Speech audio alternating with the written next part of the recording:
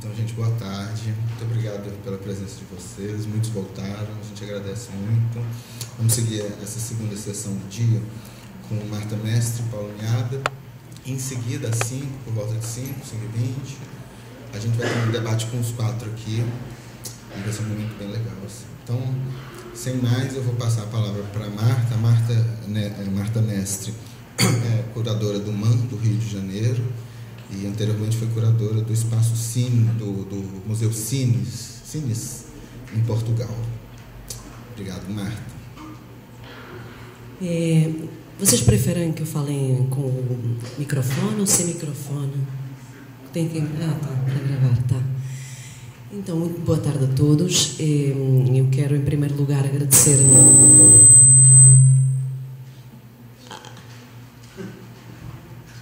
Eu quero, em primeiro lugar, agradecer enormemente ao Júlio pelo convite e agradecer também ao Renan, a toda a equipe do Mais pela acolhida aqui em Espírito Santo que eu não conhecia. Já tivemos a oportunidade para visitar um pouco a cidade, para ir comer as delícias gastronómicas, visitar o Cais das Artes. E, portanto, queria fazer essas boas-vindas a vocês também agora aqui da parte da tarde. Para mim é muito importante estar aqui, não só para debater o tema que temos aqui em questão, mas também por poder estar aqui com os meus colegas, que são, muitas vezes, nós trabalhamos na mesma área, instituições que têm o mesmo tipo de atuação, ou atuação muito congénere, porém, muitas vezes não temos oportunidade para estarmos juntos.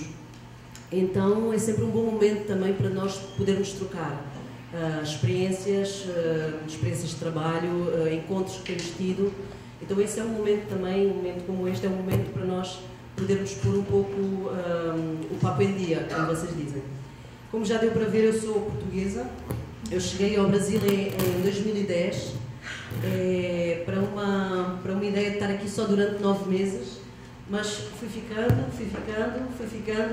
e já estou aqui há 5 anos. A minha formação é História da Arte. Eu fiz História da Arte em Lisboa e depois formei-me em Cultura e Comunicação em Paris e em Lisboa. Eu trabalhei no museu, no Centro Cultural em Portugal, no sul de Portugal, e vou-vos falar um pouco desse espaço onde eu trabalhei. E depois vou-vos falar um pouco da minha área de atuação e falar-vos um pouco também do que é que eu faço hoje em dia no Museu de Arte do Rio, Museu de Arte Moderna do Rio de Janeiro. Eu atuo não só na curadoria, portanto na organização de exposições, mas também ao longo deste tempo todo eu iniciei a minha atividade profissional em 2005, mas também na área da crítica, do ensino, da pesquisa, da produção. Então a curadoria ela toca outras vertentes, não é? Como temos vendo aqui ao longo destes dias que vocês estão aqui acompanhando, desde o depoimento dos outros participantes aqui neste encontro. Então um campo muito disperso, mas ao mesmo tempo cada uma destas atuações ela vai ajudando a condensar, a sedimentar uma abordagem do artístico que é feita precisamente através dessas várias entradas. Eu vou-vos falar então um pouco dessas várias atividades, várias experiências, mas eu acho que a minha proposta que eu traria aqui para esta tarde era tentarmos pensar aqui, problematizarmos um pouco que tipo de relação nós temos, que nós podemos ter com esse tempo da instituição. Qual é o tempo da instituição? Ou qual tempo nós poderemos interagir, em que tempo é que nós poderemos interagir com a instituição. Se é um longo tempo, se é um curto tempo, se é o tempo da memória, se é o tempo dos acontecimentos. Portanto, qual é a função da instituição, seja numa pequena comunidade como Vitória, seja numa grande comunidade, numa grande megalópolis como São Paulo, mas a instituição, diferentemente de um evento, ela tem um caráter especial, uma função especial. E aí a gente pode começar a diferenciar a instituição, se ela tem coleção, não tem coleção, se ela tem educativo, não tem educativo, se ela tem um tipo de programação a longo prazo, se não tem a longo prazo. Então, tentarmos perceber que tipo de relação com o tempo a instituição tem. Eu trouxe-vos aqui dois exemplos de duas artistas, dois trabalhos de duas artistas, mulheres. Um trabalho que é o trabalho da Carla Zaccanini e outro trabalho que é o trabalho da Julieta Aranda. Mas vamos falar um pouco primeiro deste trabalho da Carla, em que ela pega uma pintura do Almeida Júnior que se chama Saudade, e talvez por eu ser portuguesa essa pintura me toca mais profundamente, não é? É uma pintura do Almeida Júnior, da Escola Naturalista Brasileira, de 1899, que pertence à Pinacoteca do Estado, e fazendo assim uma análise iconográfica muito rápida do quadro, é uma mulher com um chale preto que lê uma carta ou um documento. Ela segura esse chale preto na zona da boca, portanto, tentando conter um sentimento. A luz vem da janela, ela tem os cabelos desalinhados. Há quem diga, na zona da carta, podemos ver uma aliança na mão, vê as lágrimas nos olhos e há um baú aberto. Na iconografia da Anunciação da Virgem Maria, normalmente o baú aberto ele é um sinal de segredo, ou um sinal de uma anunciação. Então anuncia-se qualquer coisa nesta imagem. Há uma anunciação de uma chegada de uma notícia. Esta pintura do Almeida Júnior, que pertence à Pinacoteca, pertence a essa espécie de coleção paradigmática de uma das instituições que normalmente está nos terceiros andares das coleções. É assim que eu uma vez li alguém falando sobre onde se localizam as coleções dos museus. Normalmente é nos terceiros andares das instituições. Numa, onde eu trabalho, ela localiza-se no terceiro andar.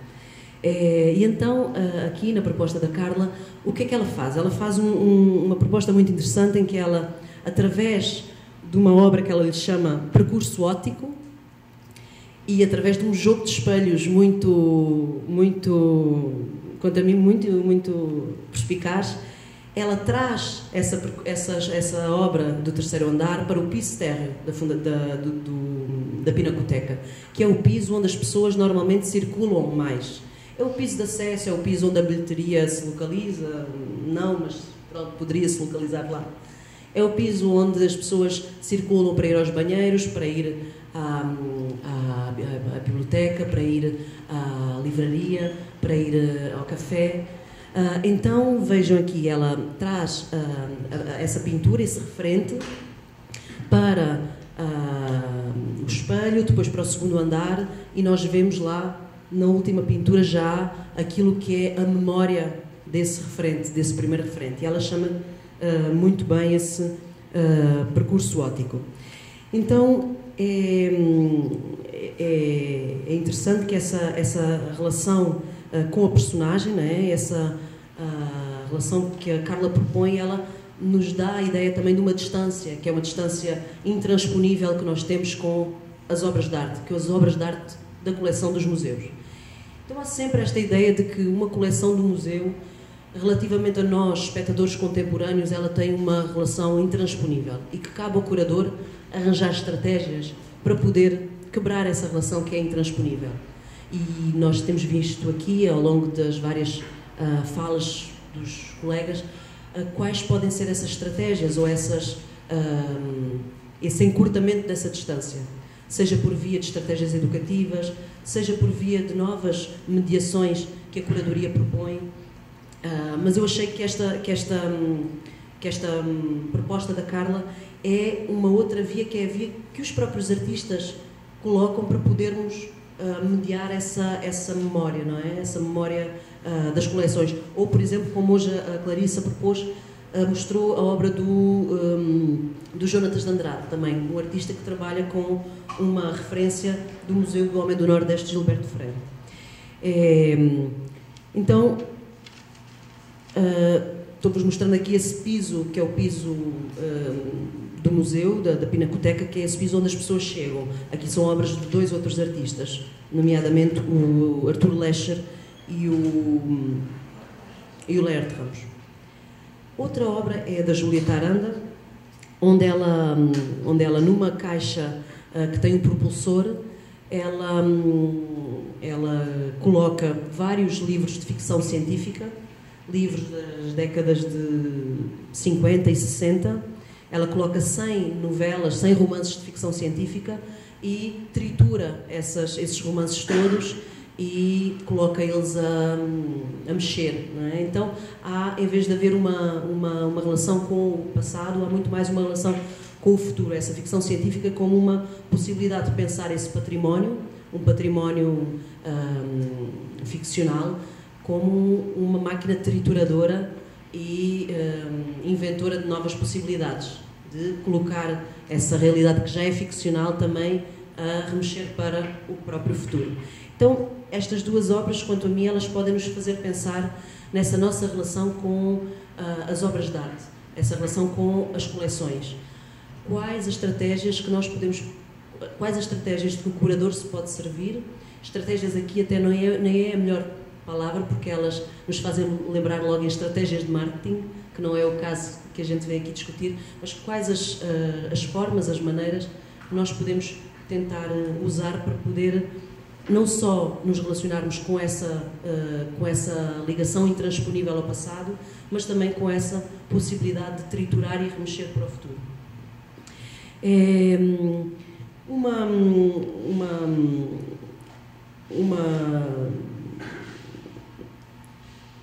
Portanto, uma situação que para mim é interessante pensar é a instituição como um artefacto, sempre instável e provisório.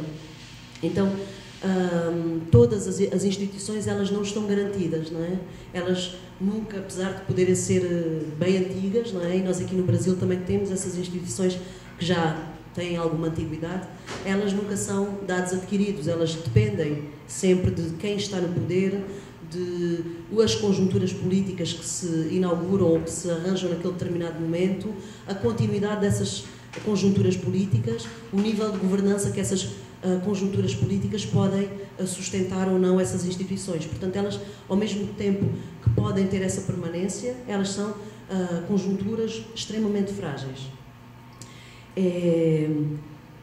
Eu venho agora vou-vos contar um pouquinho a minha história. Eu venho de um país, né, que é um país bem pequenininho, ao todo tem 10 milhões de habitantes, e eu descobri esta imagem de Portugal em Recife, no Espaço A Fonte, e no banheiro, onde eu estava, fui lá no banheiro, e de repente olho, e tinha esta imagem, e eu disse assim, pronto, é de lá que eu venho, e coloquei aqui porque, bom, achei interessante trazer isto para aqui também, assim, por brincadeira.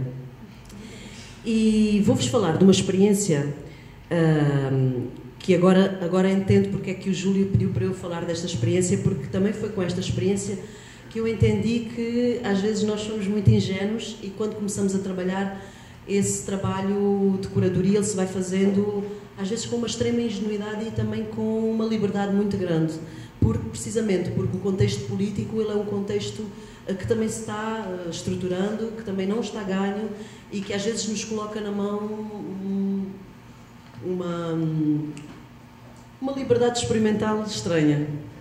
Eu, em 2005, como o Júlio falou, eu fui fazer a coordenação de programação, a curadoria de um centro de artes em Sines, que teve a arquitetura de um prémio Pritzker, tal como Paulo Mendes da Rocha também é prémio Pritzker. Então era um centro cultural assim, a menina dos olhos de ouro da cidade. Um edifício fantástico, com um equipamento cultural muito caro para aquela cidade, assim, milhões de euros na época. Ele fazia parte de uma ideia de afirmação política daquela região. E como vocês sabem, nos anos 90, na Europa, os museus, os equipamentos culturais, não os museus, eles vão afirmar-se como uma estratégia de identidade local muito forte. Então era necessário construir museus, construir equipamentos culturais como maneira dos partidos políticos, naquela época, afirmarem a sua identidade local num contexto de uma Europa comunitária, da União Europeia. E então, em todas as regiões de Portugal, de Espanha, de França, nós chamamos a autarquia, queria criar o seu próprio museu. E o arquiteto era o aliado-chave para a constituição desse discurso de poder político. Então, nessa região do sul de Portugal, também esse autarca quis criar o seu próprio museu. Ele tinha uma frase muito interessante que era: hoje em dia os museus são os novos monumentos. E eu, muito jovem, fui fazer a programação deste espaço cultural, que foi um processo muito difícil de assunção daquela população, daquela comunidade. A comunidade não se entrosava com aquele projeto. Ainda assim, foi uma história muito interessante de conquista, de sedução, de trazer as pessoas, de criação de uma programação, de criação de um serviço educativo, de criação de uma programação que pudesse também servir àquela comunidade, que era uma comunidade muito específica. Havia um conjunto de pessoas que vinham das ex-colónias portuguesas, de cabo-verdianos, havia uma comunidade pescatória. Então era assim, havia uma sazonalidade entre população que vinha para a praia, população que saía da praia. Então era assim um ponto, uma confluência bem desafiadora. Então este é o projeto. No meio dele passava uma rua e era assim uma arquitetura super desafiadora. Branca, linda, galerias onde não era possível pôr nada. Ela. Isto ainda é o edifício antes dele começar a ser usado. E estas são algumas das atividades que íamos fazendo neste edifício. Nesse momento, já em 2008, fez-se uma articulação com a Fundação de Serralves, que é uma instituição do Porto, em que, junto com uma curadora também da minha idade, que é a Maria do Mar Fazenda, organizamos uma exposição que se chama Só é Possível Se Formos Dois. E ela trazia obras também da coleção de Serralves com um coletivo, e é desse coletivo que eu vos vou falar, mexicano, chamado Terceiro Quinto, que a ideia era de fazer uma residência artística, uma residência em que eles moraram um mês em Sines. E a ideia, eles são um coletivo que trabalha com situações de fronteira no México, e este é um projeto que eles fizeram numa zona de limite, numa divisa entre dois bairros. Eles criaram um puxadinho de eletricidade, uma plataforma de concreto e, com esse puxado de eletricidade, fizeram uma festa, um baile, um churrasco nessa divisa onde nenhuma dessas duas comunidades se ligavam. Então eles trabalham muito com não só crítica institucional, mas também com estas relações de ocupação, poder, vizinhança, etc. E eles vieram com uma ideia que eu achei fantástica, que era fazer um monumento institucional para o CAS, o Centro de Artes de Sines. E que monumento era este? Eles queriam desenvolver este é o logotipo, a logomarca do edifício, que era a reprodução do monumento, era a produção deste monumento que era o museu, o Centro Cultural. E eles disseram, nós queremos fazer uma escultura que replique, que faça a replicagem do logotipo, mas queremos que no interior dessa escultura tenha o próprio material do edifício.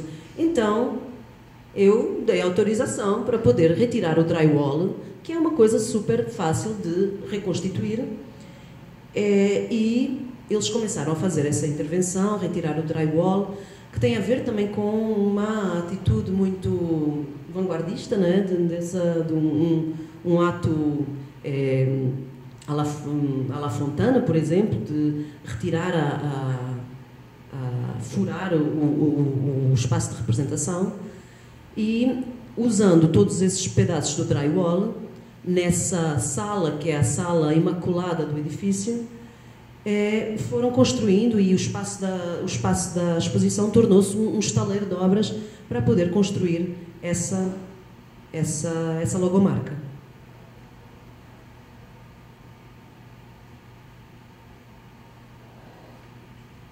Esta é a imagem final. A exposição ela tinha outras obras ao redor. Aqui ainda era um momento em que a gente estava fazendo a logomarca.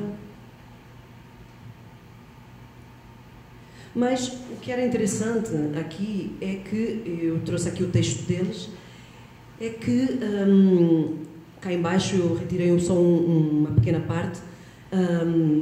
Vou tentar traduzir, eu não falo muito bem espanhol, mas eles dizem assim: o que nós queríamos não era criticar a existência de um centro de artes, isto parece-nos incontornável, a existência de um centro de artes, mas o que nos interessava assinalar era as estratégias que servem as instituições para inserir-se num determinado contexto. Na crítica relação que se vem tendo, a arquitetura aparece como um meio legitimador para questões imobiliárias. Havia, obviamente, ali uma questão imobiliária muito forte naquele contexto daquela construção. Imobiliários, sociais e também políticos. E cujo benefício se observa de uma maneira parcial. Então, era mais ou menos este o texto da sua proposta. Depois deste processo todo, eu me vi numa situação em que era de facto complicado lidar com o poder político, e que a exposição foi confronto não tanto da população, mas mais portanto, o centro ele pertencia à autarquia, no caso é a secretaria, no caso é o governo, lá funciona de uma outra maneira, mas aí a situação se mostrou meio insustentável e eu resolvi não continuar ali, porque não dava bem para continuar, porque havia de facto uma ideia de que aquele centro de artes seria para legitimar aquele poder municipal que queria obras de arte na parede, queria pintura figurativa, queria pintores no máximo até a década de 60. Então era de facto um exercício de poder usar aquele edifício como uma obra de arquitetura contemporânea, porém os conteúdos que se esperavam para aquele edifício não condiziam com esse arrojo da arquitetura. Vou-vos agora falar um pouquinho do Museu do MAN do Rio,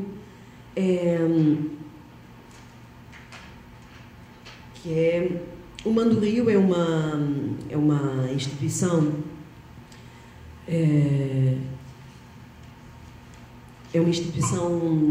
que surge em 1948, portanto, o MAN do Rio e o MAN de São Paulo são duas das instituições da arte moderna e contemporânea mais antigas do Brasil. Elas nascem do mesmo gesto, que é o Rockefeller. Na época ele doa 10 obras para o MAN, 10 obras para o MAN do Rio, 10 obras para o MAN de São Paulo. Faz parte de uma política de boa vizinhança dos Estados Unidos nessa época, dos Estados Unidos da América nessa época, e a partir daí essas duas instituições elas começam a se organizar como futuros museus de arte moderna no Brasil. Então, estas são algumas imagens do início da construção do MAN, onde ainda era um estaleiro de obras. Eu acho muito bonito estas imagens, como esse vazio ainda, esse Brasil ainda sendo construído ali no aterro do Flamengo, em que foi toda uma área ganha ao mar. Aqui faltou um slide, mas faz parte de uma instituição que desde o começo é uma instituição privada, portanto é um museu que depende de fundos privados,